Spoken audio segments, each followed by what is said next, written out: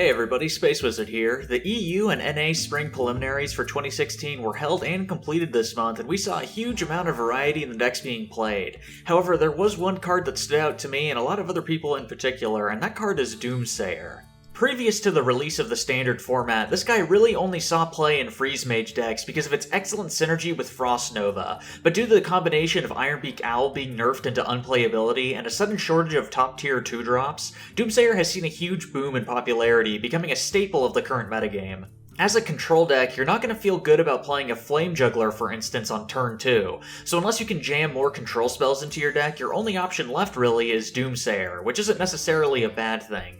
With the freedom that comes with not having to worry about your Doomsayer getting silenced and becoming worthless, there's a much wider variety of tasks that it can perform, and because of this, we're now seeing Doomsayers played not only in Freeze Mage decks, but Reno-Locks and Control Paladins as well in tournament play. Certain players are also opting to play Doomsayers in their Control Warrior lists, and on the latter, we're even seeing it get played in some mid-range Hunter lists.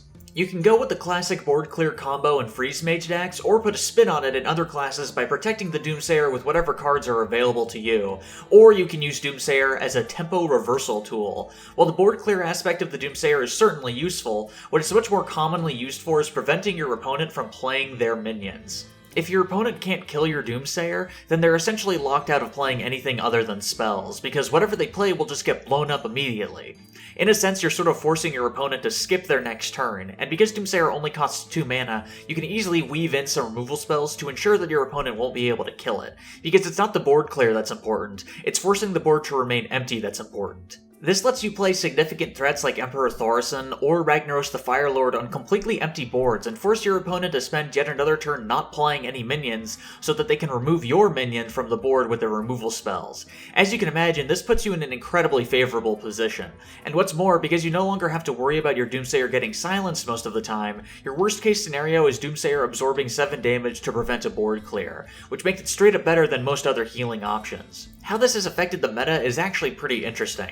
I don't think it's had an especially high impact, but it's definitely had an impact. Decks that rely on tempo to win the game need to be able to destroy Doomsayer, or they're probably just going to lose. Tempo Warrior is a deck that has things pretty easy right now, and can usually just execute a Doomsayer if it can't be destroyed with some minions and a weapon. But Zulocks were put into quite a precarious position heading into Whispers of the Old Gods, with what was essentially the removal of Ironbeak Owl, and how they'd have adapted to this is just so cool. What a lot of Zoo players are doing now is running Crazed Alchemist in place of their Ironbeak Owls, because Doomsayer has suddenly become such a huge threat.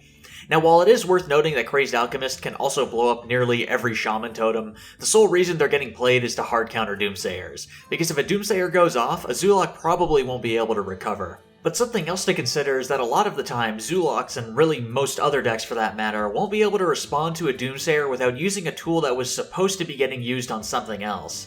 Power Overwhelming is a Zulok's second best option to a Doomsayer, but without that Power Overwhelming, or if you're a Warrior that Execute, or if you're a Rogue that Shadow Strike, you might not be able to destroy major threats later on in the game like Tyrian Fordring, and so in this way, Doomsayer's 7 health sort of makes high value minions even stronger than they already are in this metagame. So when you fully understand how exactly you can use Doomsayer to swing the game in your favor, it's really just a matter of knowing what situations you can use it in and how you can protect it.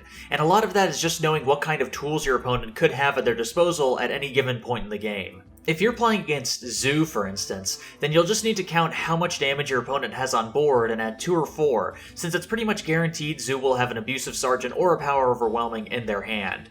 Then you can decide if forcing your opponent to play those cards is worth playing the Doomsayer, and if it isn't, then you're going to need to protect your Doomsayer either by clearing the board a little bit to put your opponent out of range of killing it, or by putting it behind something with Taunt. You can apply this to pretty much any deck except for those that run spot removal like Warriors and Shamans. Both of these classes should be able to blow up a Doomsayer whenever they want, it's just a question of whether or not you want them to use their removal on the Doomsayer. Now, when you're playing against a Doomsayer, you just need to figure out 2 things. If your board is important enough to protect from a Doomsayer, and what you can play after destroying a Doomsayer. If your board is important enough to protect, then obviously you should use whatever removal you have on hand to deal with the Doomsayer. But if your board isn't particularly strong, then you have a couple of options. You can either remove the Doomsayer anyways, and then use your leftover mana to play something, or you can choose to save your removal, let the Doomsayer live, and play nothing. For example, if you're a Shaman on turn 5 and you get a Doomsayer off the board with Hex, then you're only going to have 2 mana left over to play something. It may just be better to save that hex for something more important later on and give your board up, since your turn wasn't going to be that strong anyways. And that's pretty much all you really need to know about Doomsayer. You should expect that you're going to be seeing a lot more of it in the near future. That's it for this week's video, guys, but don't forget to like, comment, and subscribe if you enjoyed this video. I'll be back next week with another new video, but until then, you can check out Hearthhead.com or either of its social media pages for all sorts of Hearthstone-related content. See you next time, everybody.